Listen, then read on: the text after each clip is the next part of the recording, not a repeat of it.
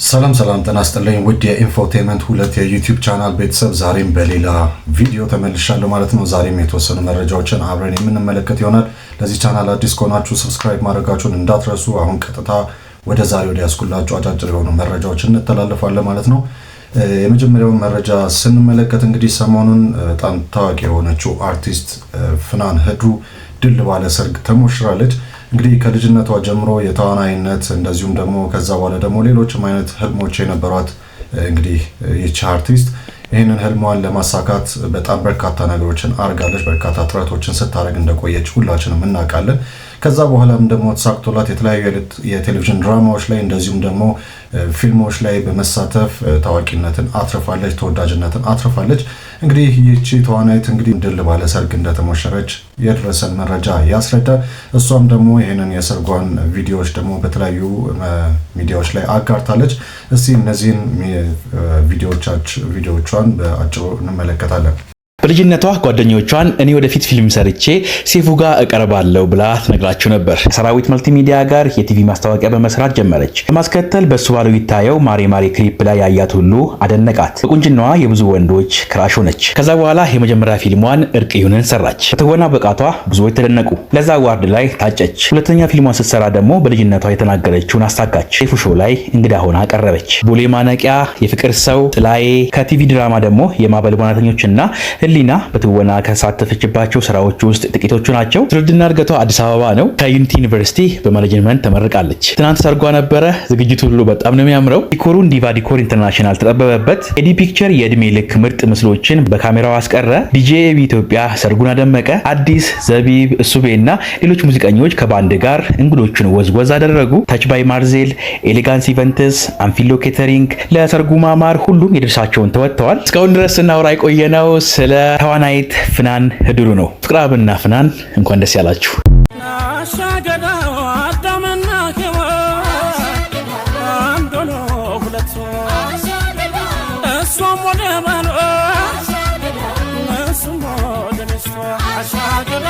ወትሮም ወንድና ሴት ዘርና ማሳ ነው አሻገዳው ተፈጥሮ ያጀበው አሻገዳው ህግና ደንብ ነው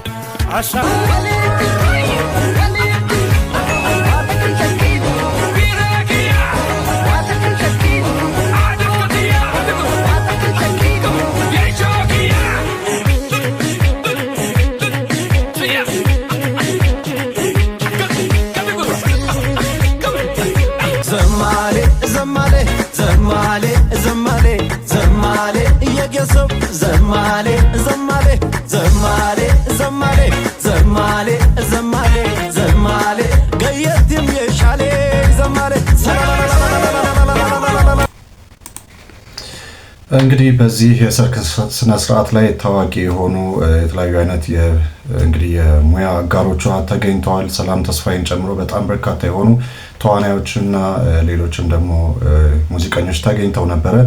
ሰርጓም ድምቅ ያለ እንደነበረ እንግዲህ ከፍቅር አብጋ ልዩ የሆነ የሰርግ ስነ ስርዓቷን አከናውናለች። በነገራችን ላይ ከዚህ ሰርግ ስነ ስርዓት ጋር በተያያዘ አንዳንድ ሚዲያዎች ላይ እየተሰራጩ ያሉ በጣም አሳዛኝ የሆኑ ዘገባዎችም እንግዲህ በተለያዩ አይነት ሚዲያዎች ላይ እየተሰራጩ ነው ያሉት። ፍናን ህድሩ በትግርኛ ዘፈኖች ብቻ ነበር ሰርጓን ያደረገችው፣ ይሄ ደግሞ አጠያቂ ነው፣ ዘረኝነትን ነው የሚያሳየው የሚሉና የተለያዩ አይነት ነገሮች እየተሰሙ ነበር። ሆኖም ግን እውነቱን ለማየት እንግዲህ ቪዲዮ ማየት ይቻላል። የተለያዩ አይነት የሀገራችን ባህላዊ ሙዚቃ እንግዲህ ዝግጅቶች ነበሩ በዚህ ሰርግ ስነ ስርዓት ላይ። ሌላው ነገር ደግሞ ያው እንግዲህ እንደዚህ ግላዊ የሆነ ሁኔታዎች ላይ እየገቡ የተለያዩ አይነት ነገሮችን እያሰራጩ ሰውም ከሌላ ሰው ጋር ወይም ደግሞ ብሔርና ዘረኝነትን ለማነሳሳት የሚሞክሩ የተለያዩ አይነት ሚዲያዎችና ግለሰቦች እንዳሉ ይታወቃል። እንግዲህ ሁሉም ከዚህ ስራው መታቀው በጣም አስፈላጊ ነው፣ ለማንም ስለማይበጅ ማለት ነው። በነገራችን ላይ ከዚህ የፍናን ህድሩና የፍቅረ አብ የሰርግ ስነ ስርዓት ጋር በተያያዘ እዚህ የሆነ አንድ ያሳቀኝን ሜም ላሳያችሁ። ፍናን ሀገሬ ክራሻችን እንጂ የግለሰብ ሚስት አይደለችም። መንግስት ቀይ ባህርን ትቶ ፍናንን ያስመልስል።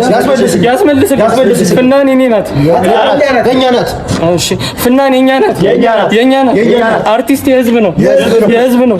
ሁለት እስከምትወልጂ ተስፋ አልቆርጥም። በቃ እናንተ ቁረጡ እንዴ። እንግዲህ የተለያዩ አይነት እንግዲህ ቀልድ አዘል የሆኑ ነገሮች በዚህ በሰርግ ስነስርዓት ጋር በተያያዘ እየተሰሩ ነው ያሉት። ለማንኛውም እንግዲህ ፍናን ህድሩ ይህን የመሰለ የሰርግ ስነስርዓት አካሄዳለች፣ ድል ባለ ሰርግም ተሞሽራለች። ይሄ የመጀመሪያው መረጃችን ነበረ።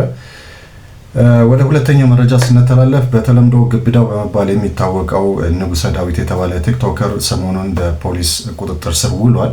ይህ እንግዲህ ግብዳው የተባለ ቲክቶከር ነው እንግዲህ የተለያዩ አይነት ሴቶች ላይ የአደንዛዥ እጽ መጠጣቸው ውስጥ እየጨመረ እና የሚያደርጉትን እና የሚያሳዩትን ነገር ደግሞ በቲክቶክ ቀጥታ እያስተላለፈ እንደነበረ ይታወቃል። ስለዚህ በጣም አሳዛኝና አሳፋሪ የሆኑ ድርጊቶችን ሲሰራ እንደነበር ይታወቃል። እንግዲህ ሰሞኑን በፖሊስ ቁጥጥር ስር ውሏል። እስቲ ይህን በተመለከተ የያዝነውን ዜና እናጋራችሁ። ቲክቶከሩ በቁጥጥር ስር መዋሉ ተሰማ። ሴት እህቶችን ወደ መዝናኛ ቦታዎች በመውሰድ በሚጠጡት መጠጥ ውስጥም አደንዛዥ እጽ በመጨመር ያልተገባ ድርጊት እንዲፈጽሙ በማድረግና በምስል በመቅረጽም ምስሉን በማህበራዊ ሚዲያ በማሰራጨት ወንጀል እንደተጠረጠረ ፖሊስ አስታውቋል። የአዲስ አበባ ፖሊስ ማህበራዊ ሚዲያን በመጠቀም ከሀገሪቱ ባህልና እሴት ውጭ የሆኑ ተግባራትን ሲፈጽም የነበረው ንጉሰ ዳዊት ወይም ደግሞ ግብዳው የተባለ ተጠርጣሪ በቁጥጥር ስር መዋሉን ዛሬ አስታውቋል። እንግዲህ ያው ታውቃላችሁ፣ በተለይ ደግሞ ፌደራል ፖሊስም የአዲስ አበባ ፖሊስም ተቀናጅተው በተለይ በማህበራዊ ሚዲያ ላይ ያልተገባ ድርጊትን የሚፈጽሙ ቲክቶከሮችን እንደዚህ መሰሉ ወጣቶችን በቁጥጥር ስር እየዋሉ እንደነበር ከዚህ በፊትም አይተናል። በተለያዩ አይነት ቲክቶከሮች ላይ በነ አዶናይ ላይ በነ ጃኒ ላይ በሌሎችም ላይ እንደዚህ የመሰል ነገሮች ተደርገዋል። ምክንያቱም ደግሞ አንዳንድ ነገሮች መጣራት ስለነበረባቸው ነው። ያልተገባ ድርጊት ፈጽመዋል ተብለው የተያዙ በጣም በርካታ ወጣቶች እንደነበሩ ጉዳያቸው ከተጣራ እና ደግሞ ምክር ከተሰጣቸው ማሳሰቢያ ከተሰጣቸው በኋላ ደግሞ መለቀቃቸው ይታወሳል። እንግዲህ አሁንም የአዲስ አበባ ፖሊስም ይሁን ፌዴራል ፖሊስ በዚህ ጉዳዮች ላይ የሚሰሩ ማንኛቸውንም ወጣቶች አልታገስም የሚል መግለጫ ከዚህ ቀደም እንዳስደመጠ ታውቃላችሁ። በተለይ ደግሞ ከዚህ በፊትም እንግዲህ ሞን የተባለ አንድ ወጣትም በላይቭ ላይ የቀረበ የሴቶችን የሚሳደብ እንደዚሁም ያልተገቡ እንግዲህ የተለያዩ አይነት ነገሮችን ሲያደርግ የነበረ በላይቭ ቲክቶክ ላይ የቀረበ እንደዚህ መሰል አጸያፊ የሆኑ ተግባራትን ሲፈጽም የነበረ ወጣትም በቁጥጥር ስር እንደዋለና እንግዲህ እስር ላይ እንደሆነ ይታወቃል። እንግዲህ የተለያዩ ወጣቶች በእንደዚህ በቲክቶክ እና በተለያዩ አይነት ሶሻል ሚዲያዎች ላይ ተጠቅመው የሚያደርጓቸው ተገቢ ያልሆኑ ድርጊቶች መቆም ያለባቸው ናቸው። ከዚህ ጋር በተያያዘ ደግሞ በናይጄሪያ ደግሞ ታውቃላችሁ በተለይ ላይቭ የቲክቶክ ላይቭ ተከልክሏል፣ ሙሉ ለሙሉ እገዳ ተጥሎበታል። ምክንያቱም የቲክቶክ ላይቭ ላይ በሌሊት የሚካሄዱ የቲክቶክ ላይቭ ፕሮግራሞች ላይ የተለያዩ አይነት አጸያፊ የሆኑ ድርጊቶች፣ የስነ ምግባር ብልግናዎች በጣም እየተፈጸሙ እንደነበርና በዚህም የተነሳ የናይጄሪያ መንግስት የቲክቶክ ላይቭን አጠቃላይ እንዳገደ ይታወቃል። ይሄ ሰሞኑ ወሬ ነበረ። እንግዲህ ኢትዮጵያ ውስጥም ተመሳሳይ የሆኑ ነገሮች አሁንም እየተፈጸሙ ነው ያሉት። ሆኖም ግን የአዲስ አበባ ፖሊስ የሚሆን የፌዴራል ፖሊስ ከተለያዩ የደህንነት መስሪያ ቤቶች ጋር መተባበር እነዚህ ነገሮች ለማድረግ ጥረት እያደረገ ነው ያለው፣ ስርዓት ለማስያዝ እየሞከረ ነው ያለው። ይሄ ሊበረታታ የሚገባው ነገር ነው። ወጣቶችም ቢሆን ከእንደዚህ አይነት ተግባራቸው ሊርቁ እንደሚገባ ማሳሰቢያ እየተሰጠ ያለበት ሁኔታ ነው ያለው። ወደ ቀጣዩ እና ወደ ሶስተኛ መረጃ ስንተላለፍ እንግዲህ ለ13 ተከታታይ ዓመታት ያለማቋረጥ በመተላለፍ ከዓለም ሶስተኛ ከአፍሪካ ደግሞ ሁለተኛ ደረጃን የያዘውና የሁላችንም የሳሎን ትዝታ የሆነው ቤቶች ሲትኮም ድራማ በጥቂት ሳምንታት ውስጥ ለተመልካች በክብር እንደሚሰናበት እንግዲህ የፊልሙ አዘጋጅና ተዋናይ የሆነው ጥላሁን ጉግሳ አስታውቋል። ከዚህ ጋር በተያያዘ ደግሞ ታግዶ የነበረ ፊልም ደግሞ ሊለቀቅ እንደሆነም ተሰምቷል። የባህር በር የሚል ፊልም በቅርቡ ለእይታ እንደሚበቃ ጥላሁን ጉግሳ አስታውቋል። አሁን ላይ የባህር በር ጉዳይ እንደ አዲስ እየተጠየቀ በመሆኑ ፊልሙን ለመልቀቅ መወሰኑንም ተናግሯል። እንግዲህ በተጨማሪም ከሁለተኛ ሴት ልጁ ጋር በመሆን ደግሞ አዲስ ረጅም ተከታታይ ፊልም ይዞ እንደሚመጣም አሳውቋል። ወደ ተከታዩ ሌላው መረጃ ደግሞ እንተላለፋለን። ሰሞኑን እንግዲህ ጆን ዳንኤል ያው ቲክቶከሩን ጆን ዳንኤል ሁላችንም እናውቃለን። ከዚህ ቀደምም በተለያዩ አይነት ነገሮች ክስ ቀርቦበት በተለይ ደግሞ ከኢትዮጵያ አየር መንገድ ጋር በተያያዘ ክስ ቀርቦበት ከአንድ ዓመት በላይ ታስሮ የነበረ ወጣት ቲክቶከር ነው። ከተለቀቀ በኋላ ደግሞ የተለያዩ አይነት እንግዲህ በጎ ተግባራትን በማድረግ ደግሞ በፊት የነበረውን አመለካከት እንደቀየረ አዲስ ስብዕና ለመያዝና እንደዚሁም ደግሞ ጥሩ የሆኑን በጎ ተግባራትን በማድረግ ራሱንም ሌሎችንም ለመርዳት ራሱን እንዳቀረበ ይታወቃል። እንግዲህ ባለፈውም በትግራይ ሕጻጽ ደግሞ ሄዶ ራሱን በፈቃደኝነት አቅርቦ የተለያዩ አይነት የእርዳታ ቁሳቁሶችን ሲያስተባበር ሲረዳ እንደነበረም ይታወቃል። ሰሞኑን ደግሞ ይኸው ቲክቶከር እና ተጽዕኖ ፈጣሪ በአርሲ አካባቢ በሚገኝ አንድ መንደር ውስጥ ለ10,000 ነዋሪዎች የሚያገለግል ንጹህ ውሃ ከከርሰ ምድር አውጥቶ እንዲጠቀሙ ማድረጉን ተከትሎ እንግዲህ ለመጥፎ ነገር ተኝተው የማያድሩ ጥቂት ግለሰቦችና ቡድኖች ነገሮችን ባለመረዳት የሚሆን ጥሩ ነገር ሲያዩ የማይወዱ አንዳንድ ግለሰቦች ጆን ዳንኤል በራሱ ብር አልሰራም፣ የራሱ ፕሮጀክትም አይደለም፣ ዋተር ፎር ጉድ የሚባል ግብረሰናይ ድርጅት ባሰራው ፕሮጀክት ላይ በእንግድነት እንግዲህ ተጋብዞ ድርቅ ብሎ የኔ ፕሮጀክት ነው ብሎ ተገቢ ያልሆነ ክብል ለራሱ አጭበርብሮ ወስዷል እያሉ ጩኸት ሲያበዙ እንደነበር ይታወቃል። ይህም ሳይበቃቸው ደግሞ ይህን ውጤት የሚያሳየውን ቪዲዮ ሪፖርት በማድረግ ከቲክቶክ ላይ እንዲጠፋ ማስደረጋቸውን ራሱ ጆን ዳንኤል አረጋግጧል። ኦብሳ አብዲሳ እንዳረጋግጠው ግን ይሄ መረጃ ፍጹም የተሳሳተ ነው።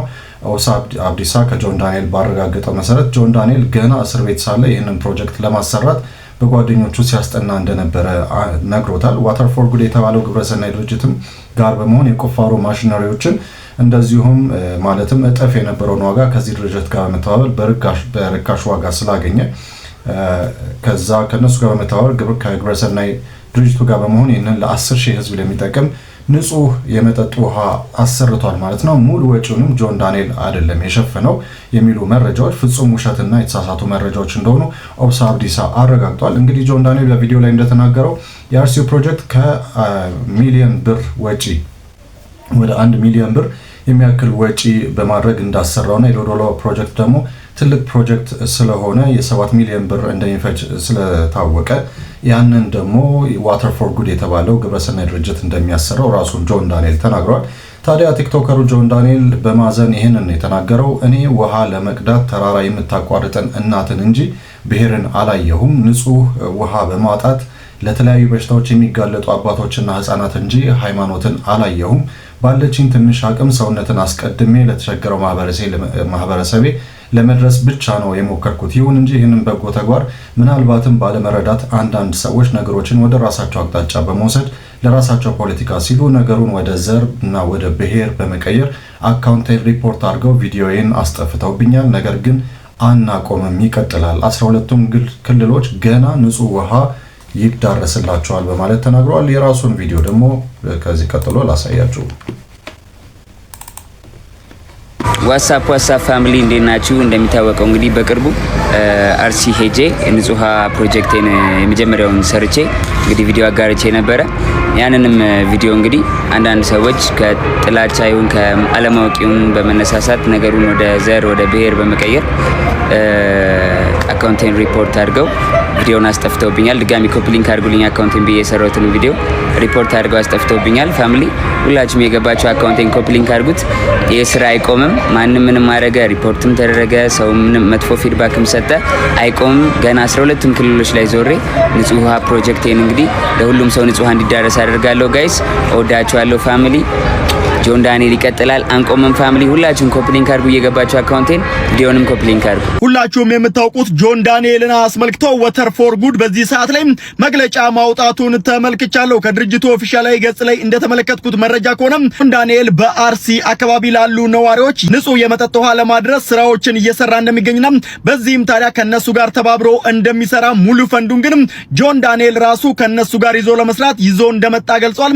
በዚህም ታዲያ ምንም አይነት የማስታወቂያ ስራ ሳይሆን በእነሱ ደግሞ በዚህ ስራ ላይ የተሰማሩና ለበርካቶች የንጹህ ውሃ ለማጠጣት ስራዎችን እየሰሩ ስለሆነ ከነሱ ጋር ተባብሮ ንጹህ ውሃ ለሚፈልጉ ሰዎች ጆን ዳንኤል ገንዘቦችን አውጥቶ እንደሰጣቸው በዚህ መግለጫ ላይ ገልጸዋል። ታዲያ ይህንን መግለጫ በሚሰጡበት ሰዓት ነገሮችን ለማጥራት በሚል ሰሞኑን በማህበራዊ ሚዲያ ላይ የሚወሩት ነገሮች ትክክል እንዳልሆኑ፣ ነገር ግን ጆን ዳንኤል በራሱ ተነሳሽነት ተነስቶ እነሱ ጋር አብሮ እንደሰራ መግለጻቸውን ተመልክቻለሁ። እንግዲህ ያው ከዚህ ጋር በተያያዘ ያው እንግዲህ ሶሻል ሚዲያ በጣም አስቸጋሪ ነው። በጣም ጥሩ ብዙ ነገር የሚያደርጉ ወጣቶች እንደዚሁም የተለያዩ በጎ ፈጣሪ እና ተጽዕኖ ፈጣሪ ወጣቶች እንዳሉ ሁሉ ወይም ግለሰቦች እንዳሉ ሁሉ ደግሞ ይሄንን እየጠበቁ ደግሞ ነገሮችን ለማበላሸት የሚጠሩ ደግሞ ግለሰቦችና ቡድኖችም እንዳሉ ይታወቃል።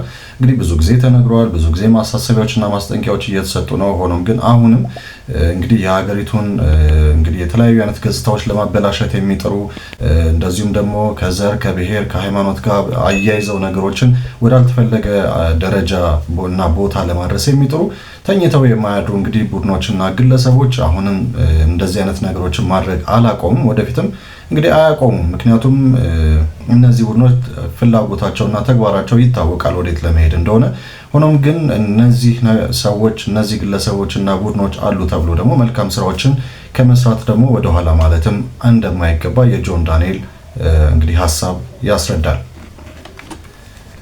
ወደ ተከታዩ መረጃ እንተላለፋለን። ወደ ተከታዩ መረጃ ስንተላለፍ እንግዲህ ታዋቂውና ፈረንሳዩ እግር ኳስ ተጫዋችና የቀድሞ የአርሰናል እንዲሁም የማንቸስተር ሲቲ ተከላካይ ባካሪ ሳኛ አዲስ አበባ ደርሷል። እንግዲህ በጉጉት ሲጠበቅ ነበር። የባካሪ ሳኛ እንግዲህ አዲስ አበባ መድረስ በጉጉት ሲጠበቅ ነበር። እንግዲህ ሳኛ በቆይታው የኢትዮጵያን ልዩ ጣዕምና ባህል እያጣጣመ እንደሆነ ተገልጿል። በተለይም የሀገራችን መለያ የሆነውን የጀበና ቡና በሲኒ ሲጠጣ የሚያሳይ ምስልም በተለያዩ አይነት ማህበራዊ ሚዲያዎች ላይ ተጋርቶ ተወዳጅነቱን እንግዲህ አሳይቷል። ዓለም አቀፍ ኮከቦች ወደ ሀገራችን መጥተው ባህላችንና እሴታችንን ሲካፈሉ ማየት በጣም አስደሳች የሆነ ነገር እንደሆነ ብዙዎችም እየተናገሩ ነው።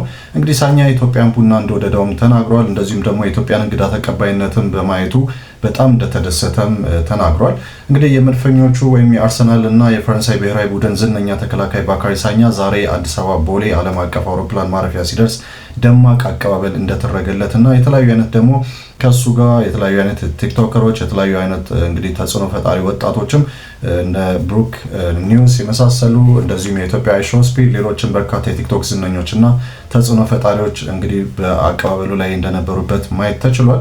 እንግዲህ ሳኛ በአቀባበሉ እጅግ መገረሙና መደሰቱም ከፊቱ ላይ ይነበብ እንደነበር ተስተውሏል። ኮከቡ እንግዲህ በኢትዮጵያ ቆይተው በተለያዩ አይነት ዝግጅቶች ላይ እንደሚገኝም ይጠበቃል። ይህም በተመለከተ የተወሰኑ ቪዲዮዎችን አብረን እንመለከታለን።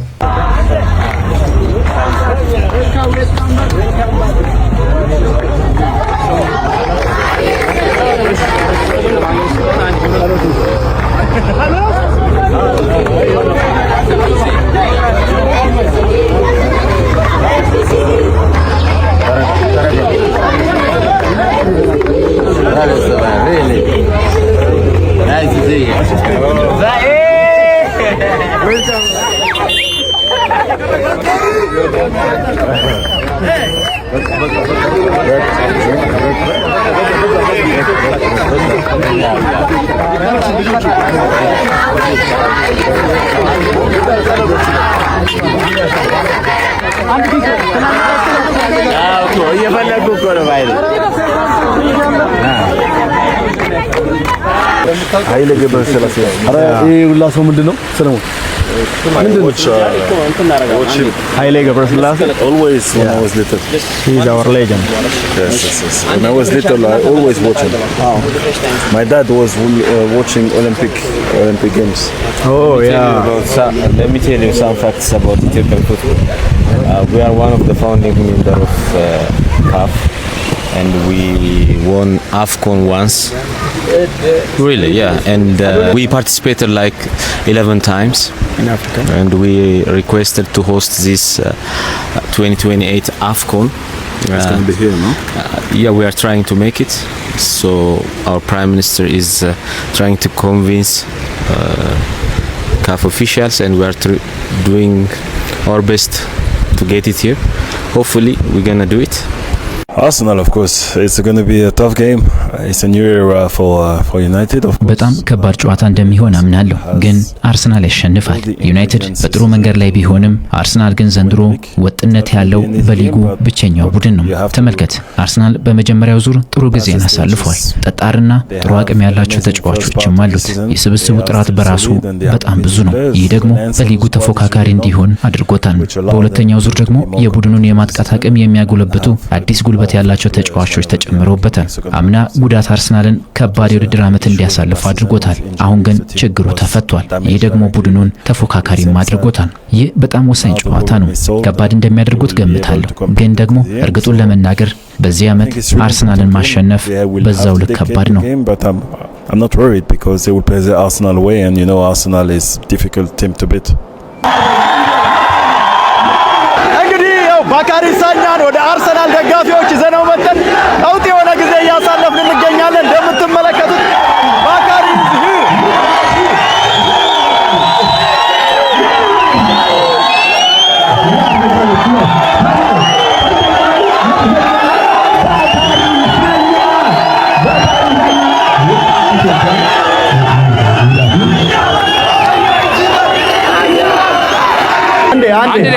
አንድ መልእክት ያስተላልፍልን። እሺ አንድ ደቂቃ በቃ አንድ መልእክት ያስተላልፍልና ወደ ጨዋታችን እንግባ። ወደ ቀጣዩ ደግሞ መረጃ እንተላለፋለን። ወደ ቀጣዩ መረጃ ስንተላለፍ እንግዲህ ቲክቶክ በአሜሪካ እንዳይታገድ የሚያግድ ስምምነት ተፈርሟል። ቲክቶክ እንግዲህ ቲክቶክ USDS ጆይንት ቬንቸር LLC የተባለ አዲስ አሜሪካዊ ተቋም በማቋቋም ከጃንዋሪ 22 ቀን 2026 ጀምሮ በአሜሪካ አገር አቀፍ እገዳ እንዳይጣልበት በይፋ ተስማምቷል። ወራት ከወሰደ ከፍተኛ ፍጥጫና ከፍተኛ የሆነ የዲፕሎማሲ ውጥረት በኋላ አሜሪካ የፈለገችውን አሳክተዋለች። ቻይናም በይፋ እጇን ለአሜሪካ ሰጥታለች። የቲክቶክ ጉዳይ ነው እንግዲህ እንደምታስታውሱት ከወራት በፊት አሜሪካን ሕግ አውጥታ ቲክቶክን አግደዋለሁ ለአሜሪካ ካልተሸጠ የኔ ንብረት ካልሆነ ስትል አስታውቃ ነበረ። ቻይናም ደግሞ የፈለገ ይመጣል አሜሪካ ላይ ዝጊው እንጂ በፍጹም አልሸጥም ስትል ቆይታ ነበረ። ይሄም በቻይና ከፍተኛ ባለስልጣናት ጭምር እንደማይሆን የተነገረ ነበር። ነገር ግን በስተመጨረሻ ቻይና በይፋ እጇን ሰጥታ ባይትዳንስ ቲክቶክን ለአሜሪካ ካምፓኒዎች እንዲሸጥ ወስናበታለች ማለት ነው። የአሜሪካን ነጩ ቤተ መንግስት ዋይት ሃውስም እንዲሁም ፕሬዚደንት ዶናልድ ትራምፕ ይህንን አስታውቀዋል። ትራምፕም ትናንትና በፈረሙት ትዕዛዝ መሰረት ቲክቶክ ለአሜሪካውያን ባለሀብቶች ተላልፎ የሚሰጥበት ሂደት እንዲፈጸም ያስፈጻሚ ትዕዛዝ ፈርመዋል ማለት ነው በትናንትናው ዕለት። ይህንንም ተከትሎ እንግዲህ በቀጣዮቹ ጥቂት ወራት ውስጥ የቲክቶክ ባለቤትነት ለአሜሪካ ይተላለፋል ማለት ነው። የቲክቶክ ባለቤት የሆነው ባይትዳንስም እኔ ትንሽ ድርሻ ብትኖረኝ ከናንተ ጋር የሚል ጥያቄ አንስቷል ለአሜሪካውያን ባለሀብቶች ለሚገዙት ማለት ነው። ከዚህ ጋርም እንግዲህ ከተደረገው ውይይት በኋላ ለባይትዳንስ ወይም ለቀድሞ የቲክቶክ ባለቤት ለሚሆነው ማለት ነው ቲክቶክ ላይ 20 በመቶ ያነሰ ድርሻ ብቻ እንዲኖረው ተደርጎ እንደሚካተት ተነግሯል ማለት ነው። ስለዚህ የቲክቶክ ባለቤት የሆነው ባይትዳንስ ወደፊት 20% በታች የሆነችውን ድርሻ ገዝቶ ይቀራል ማለት ነው። ቀሪው ሙሉ በሙሉ በአሜሪካ ኦን ይደረጋል። አልጎሪዝሙ ምኑም እንደሚቀየር ይጠበቃል ማለት ነው። የአሜሪካ ንብረት ሲሆን እንግዲህ እንደ ግዙፎቹ ፌስቡክ፣ ዩቲዩብ፣ ኢንስታግራም የመሳሰሉት አሁንም ላይ ግዙፉ የምድራችን ማህበራዊ ሚዲያ የሆነው ቲክቶክም በአሜሪካ ነው ከዚህ በኋላ ኦን የሚደረገው ማለት ነው። ይሄ እንግዲህ በጣም የሚገርም ዜና ነው። ቢኮዝ ቻይና አላደርገውም ስትለው የነበረው ነገር ነው እንግዲህ በይፋ አሳልፋ መስጠቷ። ምክንያቱም ከፍተኛ ፉክክር ነበር የታየበት። ይሆናል አይሆንም የሚለው በብዙዎች ዘንድ አጨቃጫቂ ነበር። እንግዲህ አሜሪካ በባሌም ብላ በቦሌ የፈለገችውን አሳክተዋለች። ቲክቶክን ከእንግዲህ ኦን ታደርገዋለች ማለት ነው። የሚገርም ዜና ነው። እንዴት አያችሁት? አሜሪካ ፈልጋ ማታሳካው ነገር የለም እየተባለ በከፍተኛ ሁኔታ የአሜሪካ የዜና ጣቢያዎች እየተነጋገሩበት ነው። እናንተ ምን ትላላችሁ? ከዚህ በኋላ የቻይናው ቲክቶክ የሚባል ነገር የለም፣ የአሜሪካው ቲክቶክ ነው የምንለው ማለት ነው። ይኸው እንግዲህ እንዲሆናል። ሲጠበቅ የነበረው በጣም በርካታ ወጪ የወጣበት የቲክቶክ ተጽዕኖ ፈጣሪው የአዶናይ የተሳተፈበት ማስታወቂያ በተለያዩ የቴሌቪዥን ጣቢያዎች ተለቋል። እንግዲህ ባለፈውም አሳይቻችሁ ነበር አንድ ቪዲዮ። የማስታወቂያው እንግዲህ ወይም ደግሞ አድቨርታይዙን የሚያሰራው ካምፓኒ በቅርቡ በተለያዩ ቴሌቪዥን ጣቢያዎች ላይ ይለቀቃል ያለው ማስታወቂያ ተለቋል። ይሄን ማስታወቂያ እስቲ ላሳያችሁ።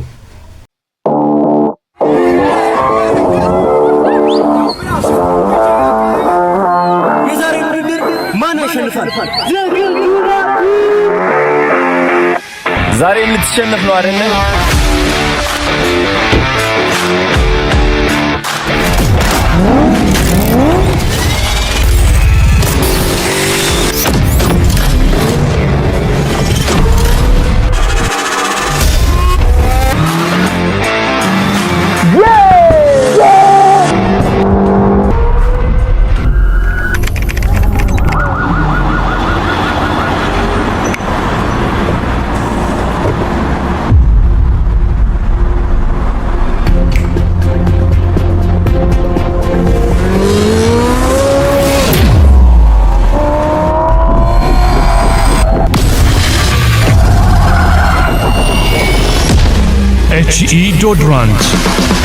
ኤችኢ ዶድራንት ይለያል። ብቸኛ አስመጪ ብራይት ኮስሞቲክስ ኢምፖርት።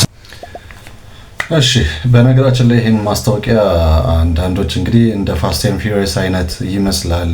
እቺ የመኪና ውድድሯ ሲን እንግዲህ ከፋስት ኤንድ ፊሪየስ ላይ የተኮረጀች ነች ይላሉ። ያው እንዳያችሁት ነው። ለማንኛውም እንግዲህ ኤችኢ ዲዮድራንት ማስታወቂያ ነበረ። እንግዲህ ይሄንን ይመስላል። አጠቃላይ መረጃዎች በዛሬ ያስኩላችሁ መረጃዎች እነዚህ ይመስላሉ። በቀጣይ ደግሞ በሌላ መረጃ እንመለሳለን። ለዚህ ቻናል አዲስ ከሆናችሁ ሰብስክራይብ ማድረጋችሁን አትርሱ። ተመልሰን እስከምንገናኝ መልካም ጊዜ